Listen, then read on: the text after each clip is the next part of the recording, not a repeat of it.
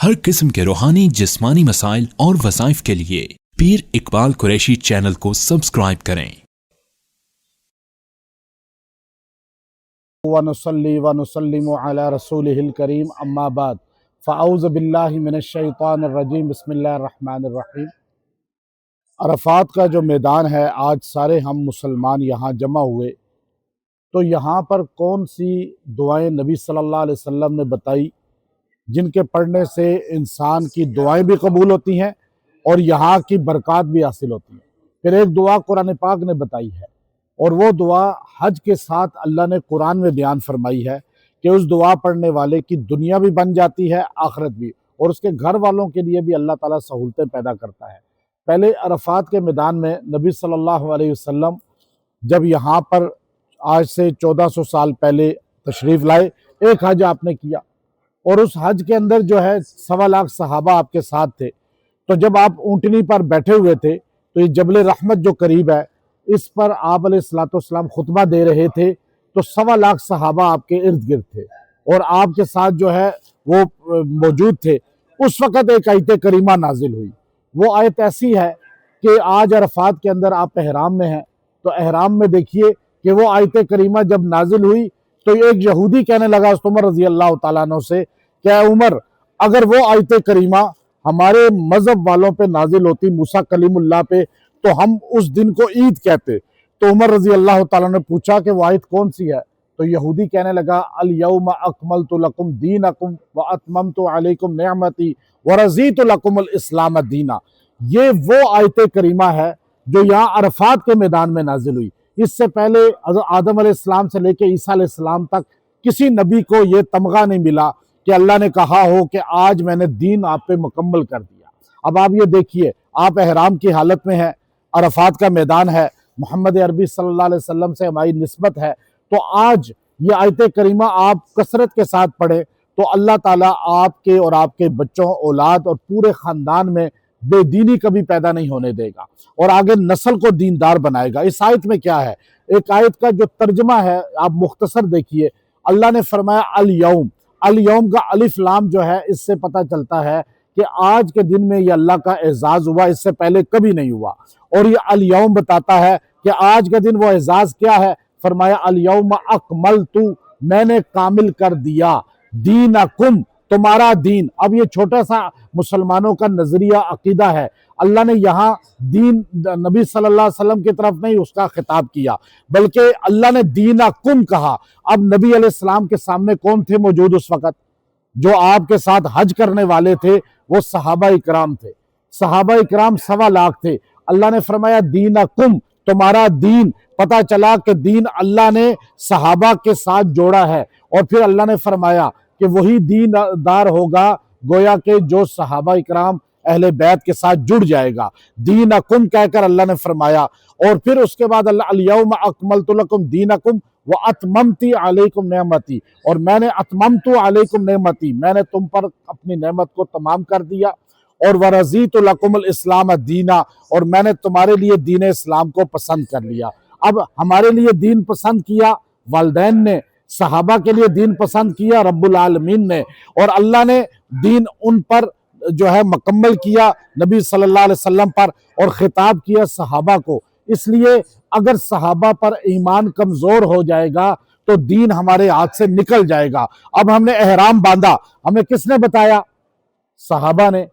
اب ہم نے جو ہے کو یہاں پر کس طرح آنا ہے اور یہاں کیسے وقت گزارنا ہے، یہاں پر جو ہے کتنا وقت گزارنا ہے، ہمیں صحابہ نے بتایا۔ ہم نے مغرب کی نماز یہاں نہیں پڑھنی، ہمیں کس نے بتایا؟ صحابہ نے۔ ہم نے یہاں زوال کے بعد عبادت شروع کرنی ہے اور ہمیں صحابہ نے بتایا۔ ہم مزدلفہ میں رات قیام کریں گے، یہ سب باتیں، رمی کریں گے، طواف زیارہ کریں گے۔ اگر صحابہ اکرام کو دین میں سے مائنس کر دیں تو دین رہتا ہی نہیں۔ تو اس لیے اللہ نے یا الیوم یہاں پر عرفات کے میدان میں ہمیں بتا دیا کہ دین اسی کے پاس ہوگا جس کے پاس کل اصحاب پیغمبر اور اہل بیت کی محبت ہوگی۔ اب یہاں پر پڑھنا کیا چاہیے زیادہ؟ حضور علیہ السلام نے بخاری شریف کے اندر ہے کہ آپ نے فرمایا کہ جب بھی عرفات یا عرفہ کا دن ملے یا عرفات کا میدان ملے تو آپ چوتھا کلمہ کثرت کے ساتھ پڑھیں۔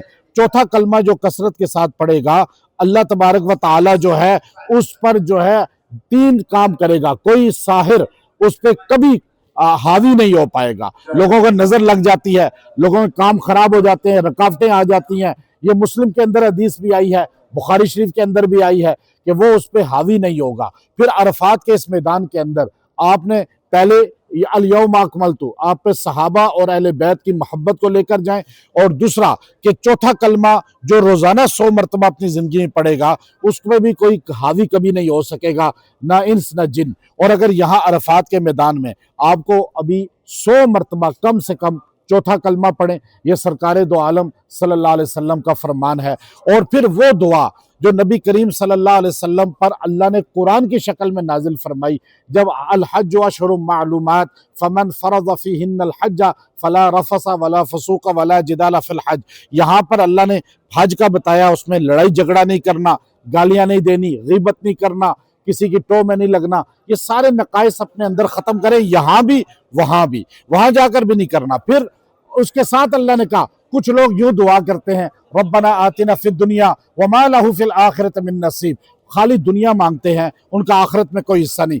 ہمیں دعا کیسے سکھائی, ربنا آتنا فی الدنیا حسنہ وفی الآخرۃ حسنہ وقنا عذاب النار. جو بندہ یہ دعا یہاں 100 بار پڑھے گا اللہ اسے دنیا کی نعمتیں بھی دے گا اور آخرت کی نعمتیں بھی دے گا. اس کے گھر میں رزق کی کمی نہیں ہوگی, اولاد کبھی محتاج نہیں ہوگی. ربنا آتنا فی الدنیا حسنہ وفی الآخرۃ حسنہ وقنا عذاب النار, اس دعا کو اپنا وظیفہ بنائیں. اور پھر اس کے بعد ایک تلبیہ جو ہے اس کو 100 بار کم سے کم پڑھیں, لبیک اللہم لبیک, آپ سارے پڑھیں لبیک اللہم لبیک لبیک لا شریک لک لبیک ان الحمد والنعمت لک والملک لا شریک لک. اب آپ یہ دیکھیے, حضرت ابراہیم علیہ السلام نے جب اس کا ذکر کیا قربانی کا, قل ان صلاتی و نسکی و محیای و مماتی للہ رب العالمین لا شریک لہ وبذالک امرت, یہ کہا. ہم تلبیہ میں وہی پڑھتے ہیں, تو اس کو بھی 100 بار پڑھیں. انشاءاللہ اللہ تعالیٰ آپ کو پریشانیوں سے نکالے گا, گھروں میں خیریں پیدا کرے گا. اور آپ کے یہ عرفات کا میدان میں میرے لیے بھی دعا کریں, امت کے لیے دعا کریں, سعودیہ کے لیے دعا کریں, پاکستان کے لیے دعا کریں. اللہ پورے عالم اسلام پہ خیر کا نزول فرمائے.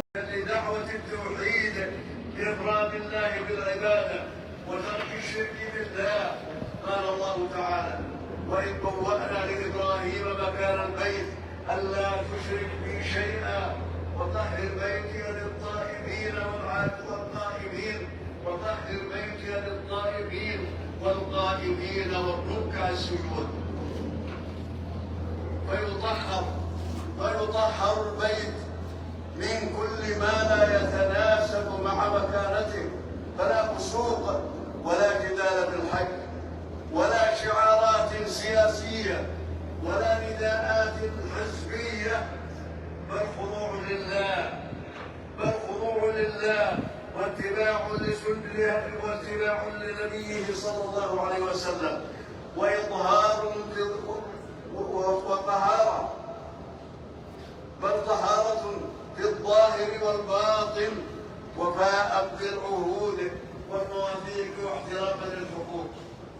قال الله تعالى ذلك ومن يعظم حرمات الله فهو خير له عند ربه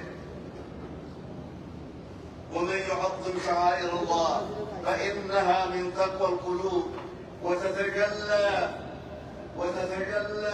بالحج مظاهر التعارف والتآلف والتعاون والتكافل بين أهل الإسلام في أداء المناسك على اختلاف ألسنتهم وألوانهم وبلدانهم, إخوة متحابين يشهدون منافع لهم وليطعموا من هديهم البائس الفقير, ويكون من شأنهم أن